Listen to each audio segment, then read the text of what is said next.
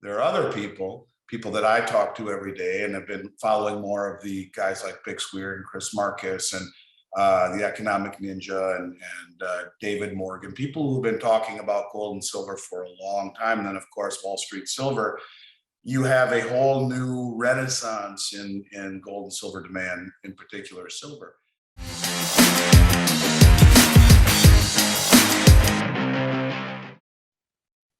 Welcome to In It to Win It. This is Steve Barton, and thank you for tuning in. We are back with Andy Schectman of Miles Franklin Precious Metals. Andy, thanks for coming back on the show.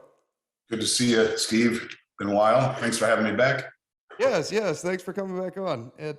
How have sales been recently? Have they been picking up? It seems like I become extremely popular when silver's around $30 and nobody wants to hear it when it's down around 21. Are you kind of feeling the same, or? Ironically, there's a large segment of the population that buys more when it goes down than when it goes up. There are two camps here, I guess you could say. They're the people who are new to silver, many of which who might not be looking at it, in my mind, the right way. They're looking at it and are depressed that they bought it at 27 or 28 or 29 or even 30 up in last right at the silver squeeze, and have watched it meander and go down in this environment. Now, I understand that. That's I'm not poo-pooing that, and I'm not trying to talk that away. But I think the important thing to understand is that it's wealth, and it's been wealth for 5,000 years, and it's being suppressed. It's being suppressed. I mean, that's unequivocal. We could spend a whole hour talking about commercial bank manipulation in the silver market. If you look on the COMEX market, it is the one commodity that has by far the largest concentrated short position of any commodity traded on the entire exchange. And why is that? That's for another day. But the bottom line is simply this. When you look at silver, there are so many fundamentals. We can get into those if you like. We can talk about what those fundamentals are that are screaming that silver should be much higher. You're seeing a bleed down of inventory off the COMEX market. You're seeing big money accumulated quietly using the suppressed COMEX price as cover to reposition and to de-dollarize into things like gold and silver. I don't think there's an investment on the planet quite like silver. So there are a lot of people who understand that. And they look at the poor price performance as a subsidy. Because ultimately, I think when you're talking about mathematics and economics, ultimately, those people, myself included, I think will be proven right. And it won't be with glee and pride that I take that, because I think it'll come at the expense of the dollar and the markets around us. By the same token, there's also that camp of people who are buying it because they want to make a profit. So I guess what I'm simply saying is this, in a very roundabout way. May is typically the slowest month of the year, and it was. There are some people who are exasperated by what's happened, the ones that came in and bought for profit. And I think they're looking at it and they're dejected. There are other people that I talk to every day and have been following more of the guys like Big Squeer and Chris Marcus and the Economic Ninja and David Morgan, people who've been talking about gold and silver for a long time. And then, of course, Wall Street Silver.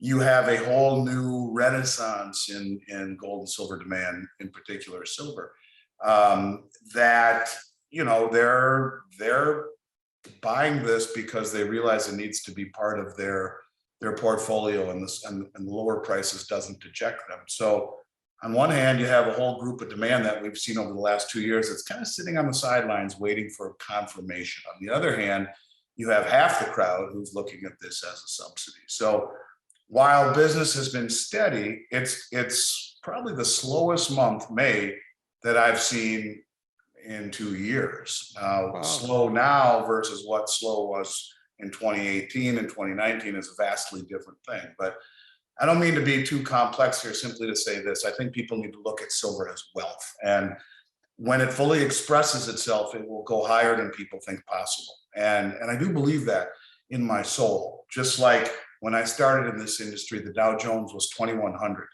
And here we are, I've watched it go up, 18 times. People would have thought that would have been impossible back then. At the same time, the Japanese Nikkei was 40,000. and they owned Rockefeller Center and Pebble Beach Golf Course and casinos in Vegas. And look at it now. After 30 years of their interest rates being at or near zero, they can't even get 2/3 of what it was. So markets will go higher than people ever think, to the up and to the down.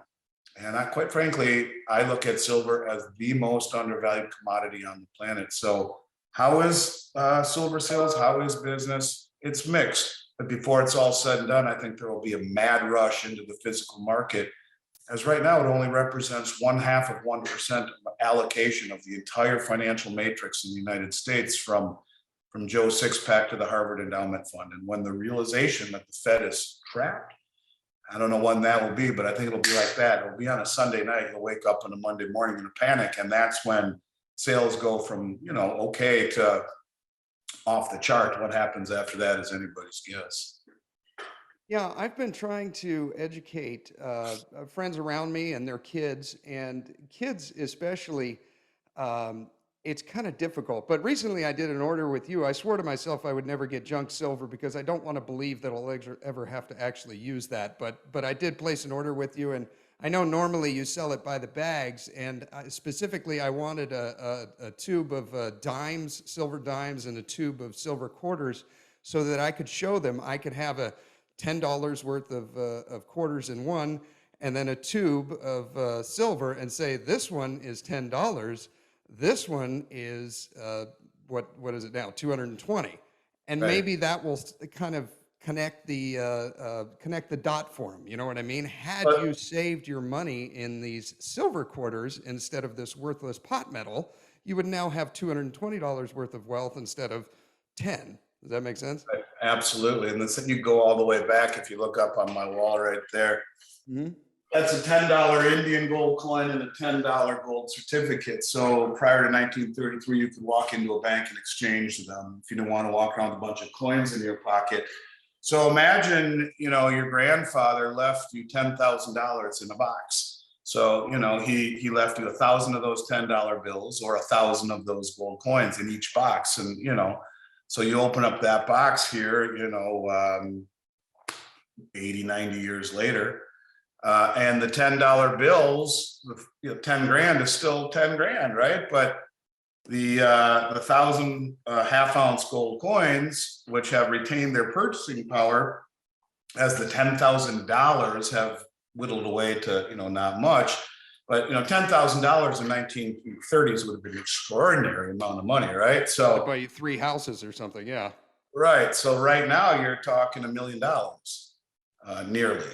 So is that right? 3 No, houses. I'm sorry. It'd be $500,000. Pardon me. It'd be $500,000. Okay, couple so houses. you'd have 1,000 half-ounce coins. So at $1,000 a piece. So no, that's right. That's $1 million. Yeah, that's $1 million.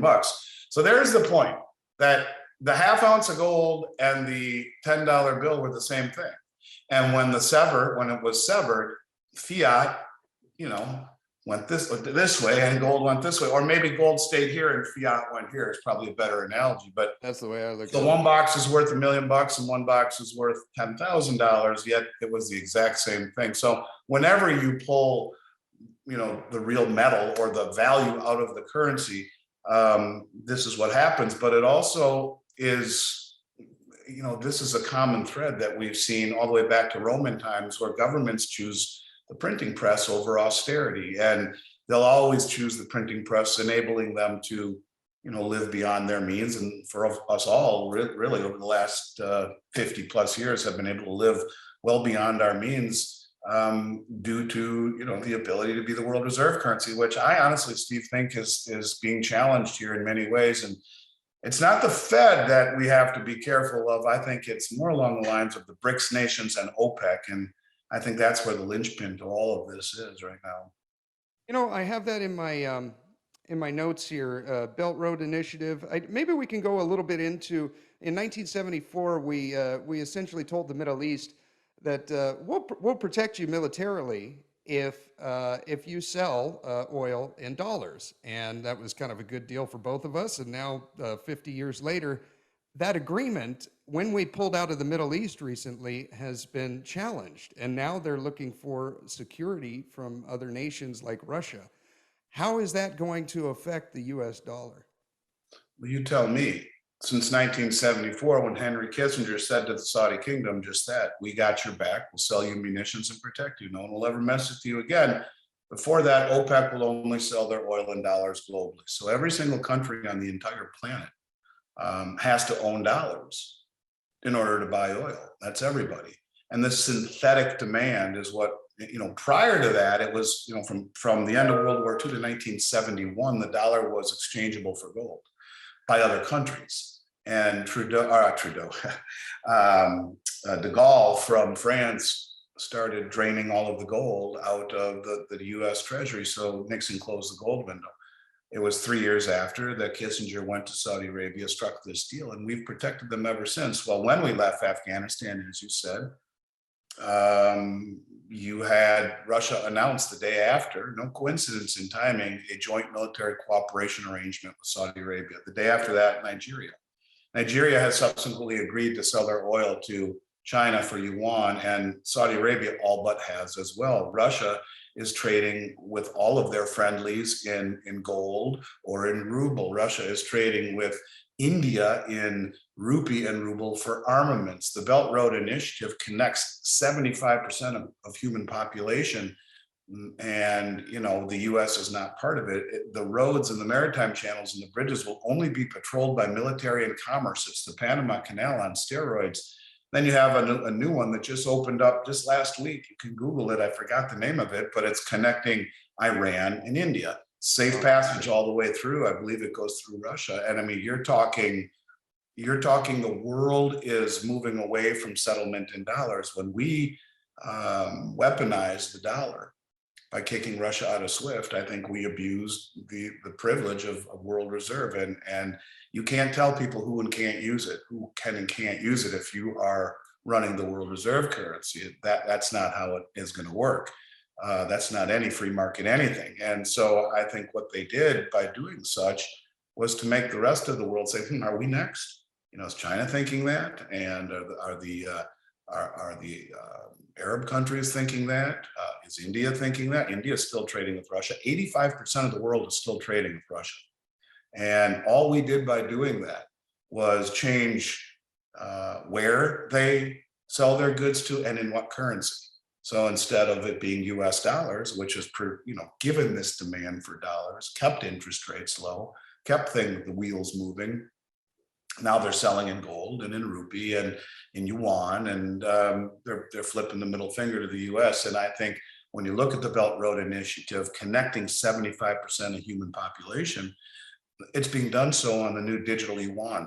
Almost over $10 billion in transactions have already settled on that exchange, on that digital yuan since the beginning of 2021. And if I had to guess, what would really set things off would either be an admission by OPEC that they're going to accept other currencies for oil instead of the dollar, and or China and the BRICS nations, Brazil, Russia, China, India, South Africa. These are the countries that are the largest producers and accumulators of gold in the world, issuing a new gold-backed BRICS currency on the back of the success of 1 year's worth of trial on the new digital yuan. And they'll peg it to gold. They won't make it convertible because De Gaulle from France, as I just said, proved that convertible currencies convert. Give me the gold, keep the currency. But it'll be pegged to it using distributed ledger technology to show the immutability of it and the veracity. Like that, it's over in this country. Klaus Schwab talks about this great reset, right? Well, how do you reset things? Well, you blow up asset prices to all-time highs. Stocks, bonds, and real estate irrationally high, where house prices double in a year and everything doubles and triples and gets more and more and more expensive. All of it inversely correlated to a rise in interest rates. Well, the Fed says they're going to get tough on rates. They're not. They're full of crap, right? Because with inflation at 9%, which doesn't even calculate food, energy, and housing, three most inflated things, they only raised the federal funds rate the other day by 75 basis points, or 0.75% to 1.5%, which is a negative real return of basically 7.5%. You want to get tough on inflation, raise the federal funds rate 800 basis points so that it's commensurate with the level of inflation, which is a bogus measurement anyway. John Williams of Shadow Stats will tell us that it's actually about 18%. Anyways, excuse me, the point of it is that what we are witnessing, in my opinion, is massive de-dollarization. And you want to talk about the Great Reset? If one of those things were to happen, if OPEC said, well, we're being protected by Russia and China right now because Nigeria is part of the Belt Road Initiative, they've already agreed to sell their oil to China in yuan. So, and by the way, though, the yuan denominated bond that China uses to buy oil, it's called the petro yuan bond. It's immediately convertible into gold on the Shanghai Gold Exchange. And this is how these countries are accumulating more gold. They sell their oil to China for the yuan denominated bond, convert it into gold on the Shanghai Exchange, and take possession of it. And this is a loop that they've been doing for a while now. You are witnessing the end of dollar settlement in commodities, and that is the beginning of the end of the dollar. And when that happens, those dollars, remember that you're talking over 85–90% of the world has to own dollars to buy oil. If that stops, all those dollars, that way more than are here in this country, come flooding ashore. You think inflation's bad now? Watch what happens then. And what happens to interest rates? Interest rates go straight to the moon. The Fed doesn't want to do that. They don't want to be responsible for it. Pick a villain instead. Putin, Xi, OPEC, those awful BRICS nations. How could they do this to us? You don't have to blame the Federal Reserve for creating all of this money. And, as Milton Friedman said, inflation is 100% always a monetary phenomenon. It's not Putin, it's not supply chain. That's just exacerbating it. It's a monetary phenomenon. The Fed created too much money. They don't want to admit it. They don't want to be blamed for going down sending the markets down the drain. But you want to talk about how the Great Reset happens. If that happens, the dollar collapses. So the dollar is peg number one, it collapsed, globally being dumped. Number two, a byproduct of that is escalating interest rates. They spike, right? Stocks, bonds, and real estate all inversely correlated to a rise in rates. All three collapse. Now you have dollars, stocks, bonds, real estate all vaporized. There's your Great Reset. They come in with a new digital dollar. They tell you maybe it's backed by gold, with the gold supposedly that we have at Fort Knox. Let's hope it's really there. And off you go. But when you talk about a Great Reset, yeah, it's real. It could happen. And that's exactly how it would happen. It has nothing to do with what the Fed is doing. It has everything to do with the rest of the world is doing. And you have to wonder, were our politicians just stupid, or are they calculating? Are they trying to blow things up by pushing Russia out of SWIFT? They had to have known the consequences. Whether they were unintended or intended is debatable. But when you do that, you are making the rest of the world go, maybe it's time to find a back door. And they have. China developed something called CIPS, the Cross Interbank Payment System, which mirrors the SWIFT. China has the Shanghai Gold Exchange, which mirrors the COMEX. China has the Petro Yuan Bond, which settlement for energy. The Belt Road Initiative, that's 75% of human population, 45% of global GDP before industrialization. This new route between Iran and India. Do you see what's happening? We are being isolated. We are being pushed out. And all of those dollars that have been demanded for everything to keep the engine running, they're being less demanded for. And when that happens, if you think things are bad now, wait till all those dollars come home. I hope I'm wrong. I don't see how I will be, but I guess we'll have to wait and see. I wish the message I had was brighter. You don't buy gold and silver to get wealthy. You buy it because if something like this happens, where interest rates spike, everything's going to collapse. You have to understand that if interest rates rise, if we were to raise interest rates to 10% to kill inflation, right? So your 30-year mortgage is 14–15% at that point. What do you think is going to happen to the real estate market? All of these bonds for the last decades plus have been sold at 0 or less than 1% interest. If the interest rates went up to 10%, you've just vaporized the bond market. And what happens to the stock market? It's kneecapped. Everything collapses. So that's the reality. That's why the Federal Reserve is trapped. That's why they only dink around and talk real tough, but barely raise rates enough to even make a dent. It's spitting in a lake. It doesn't do any good. So that's why you own gold and silver. It's not to get rich. It's to protect yourself if this kind of stuff happens. And I don't think it's ever been more possible for it to happen, Steve, ever. I look at it as it's a just any extra currency that you have, at the end of at the end of the month if you know, just put it into physical gold and silver, and it's a great way to preserve your purchasing power over long periods of time. I bought a house recently, and you may hear some saws in the background. I'm doing some remodeling. And I've had to go to the bank quite a bit. You know, it's a lot cheaper to pay someone in cash than it is, you know, so we don't have to deal with impuestos, taxes. And I went in recently to get some cash, and the gal asked me, she says, "What is the cash for, Mr. Barton?"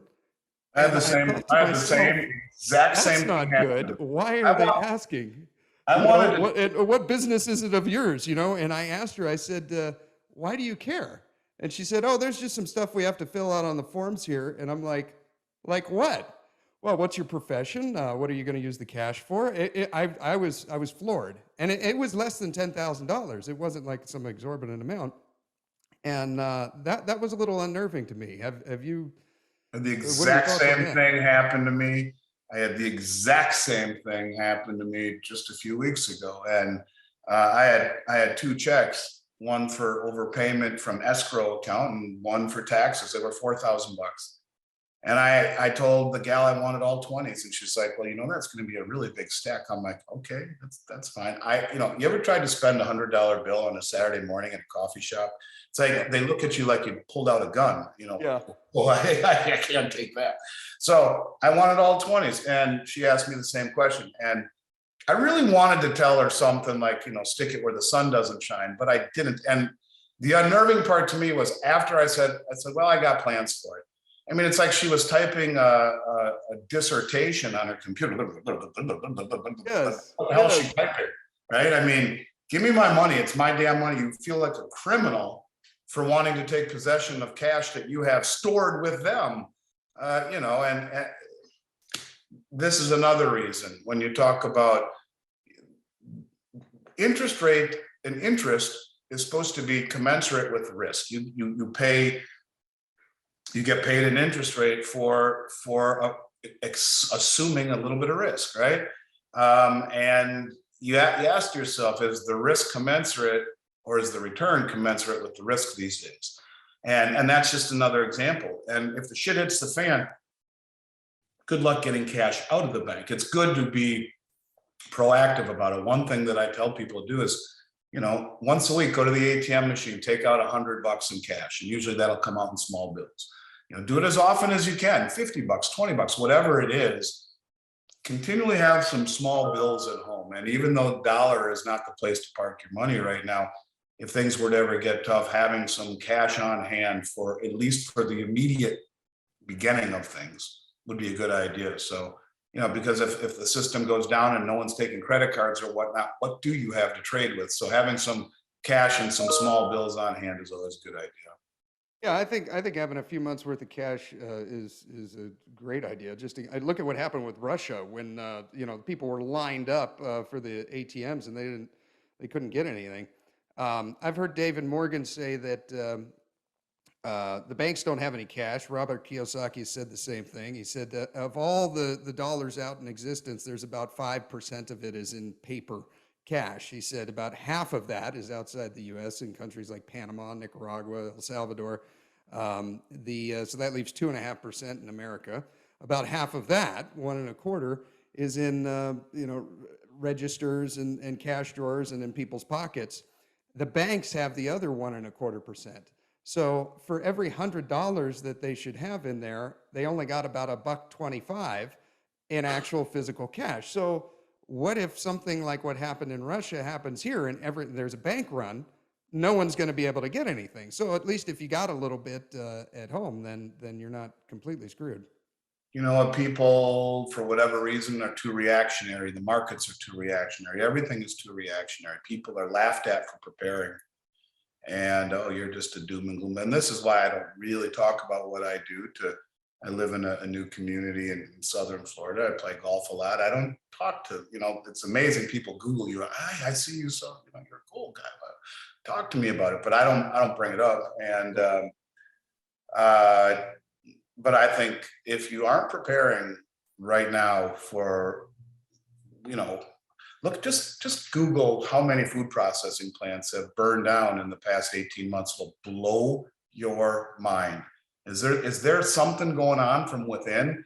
It'll blow your mind. I'm not kidding. This is not conspiracy. Google, food processing plants burnt down last 18 months. It'll blow your mind. I mean, if you're not prepared with food, with water, with some gold and silver, with some cash, with a gun, or whatever you need to protect your family, then, at this point, I don't know, you don't have your eyes open. And I've never sold gold, Steve, for this reason. I've bought it and owned it every 2 weeks for 33 years as a promise I made to my father when I started this company with him, because it's wealth.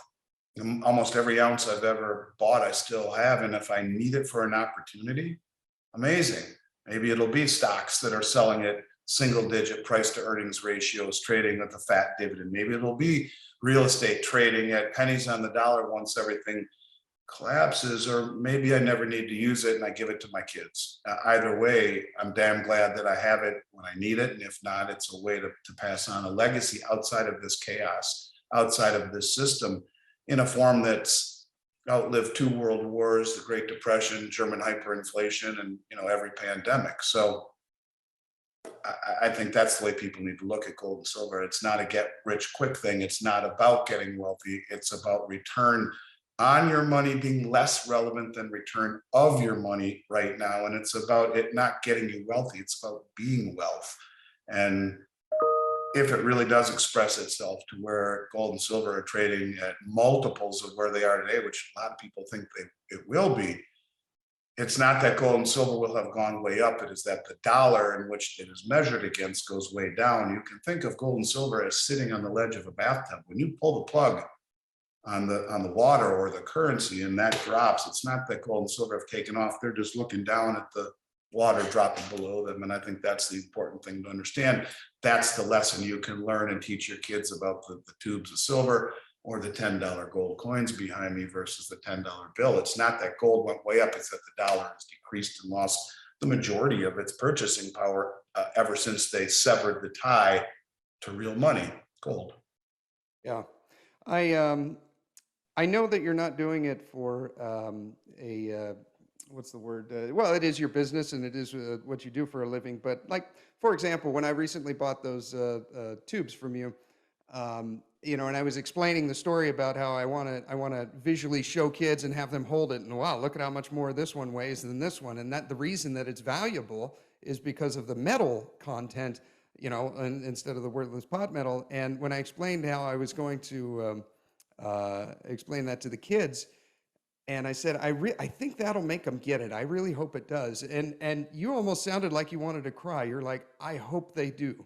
And it was so sincere, and it just shows that you're doing this to try to make as many people aware as possible of what's coming and to be prepared for it. It's a tough thing, most people don't want to hear it. And because the message that I'm conveying is one that none of us are, could even fathom. When we were born in this country, it was with the birthright to live better than our parents did and their parents before them. And I think sometimes, these types of messages are really, shoot the messenger type of thing. So I stopped a long time ago. I mean, friendship with people around me is more important than trying to open their eyes, because it's a thankless job. When they come to me, I do it wholeheartedly. And that's probably why it sounded the way that I did, because it's a rare thing. Most people don't want to hear what's coming. I mean, you can find me pretty damn easily on YouTube, see the way that I look at the world, but most people don't want to deal with it, don't want to hear it. And I don't blame them. But, I guess if I wasn't in this field and been immersed in this for as long as I have, maybe my eyes wouldn't have been open. But there's a price to pay for indebtedness. There is a price to pay for hubris. There is a price to pay for the decisions that our politicians have made and are making. And, to think that we can get away without ever paying our debt is a big, big mistake. And I think we've put off our foreign creditors enough to where they are building an infrastructure that we are not part of. And the days of the dollar being the singular world reserve currency are coming to an end. And with that will come a good amount of pain until things correct. And there will be, the sun will rise again. There will be, people who have prepared themselves. There'll be opportunities like you can't even believe in those assets that we've talked about, which have all become extraordinarily overpriced. But you have to get out of harm's way. This is why you get your money into gold and silver, not to get wealthy, but to provide you shelter. I mean, look at the markets. The prime example, gold's up a couple percent for the year, every single market. The Dow, the NASDAQ, the Russell 2000, the S&P, the cryptocurrencies, they're all clobbered. Gold is holding its own. It's holding its own. And that's the idea here. It's not to get rich, it's to protect what you've worked so hard to keep all these years. Yeah, it's almost, I think the game is to lose the least over the over the He or she who years. loses least wins. That's right. That's the name of the game. That's what Richard Russell always used to say. Yeah. Yeah, well, you're probably right. A lot of people will never be reached. I think you and I are probably talking to and the people that are watching this are probably the top 2 or 3% that get it. And so if people want to purchase some precious metals, you guys can go to the link in the show notes. It'll take you straight over to a form, fill it out, and one of your guys will get back to them, either Justin, what's your other guy's name, Jared? Justin Duran. We got a lot of guys. Justin Duran, David Lance. There's a bunch. Within about a month or so, our new website will be launched, which will enable your people go right to a landing page. In the meantime, you follow that link. We will send you a updated price list, answer your questions. We've never had a customer complaint ever in 33 years. We're U.S. Mint authorized resellers, one of only 27 in the world. We're licensed and bonded, one of the only major precious metals companies in America that are, and our prices will be as good as 99% of the companies or better in the United States. So we love the affiliation and appreciate the opportunity to be here, and hope you won't wait too long to have me back on. Yeah, thank you, Andy. And just so some peace of mind, when you do get the box, it is completely, you would have no idea that there's actual money in it. I mean, it comes in a box, very well taped. It's insured. You got to sign for it. It doesn't even say Miles Franklin on it. It looks, like something you'd get from Amazon or something. But Andy, and we have it insured supplementally through Lloyd's of London, so that the carrier doesn't even know. We just put a tiny bit of insurance, just enough to make them take care of it, a little bit extra outside the Amazon stream, if you will. But the majority of the insurance is on a Lloyd's of London program that meshes with the UPS tracking software. So it gives you anonymity even all the way to the door. Yeah, and you just get updates on your phone when it's coming in. So it's perfect. Right on. Well, thank you, Andy. Keep fighting the good fight, and we'll have you back on. I look forward to it, brother. All the best. Stay well. All right, you too. Take care.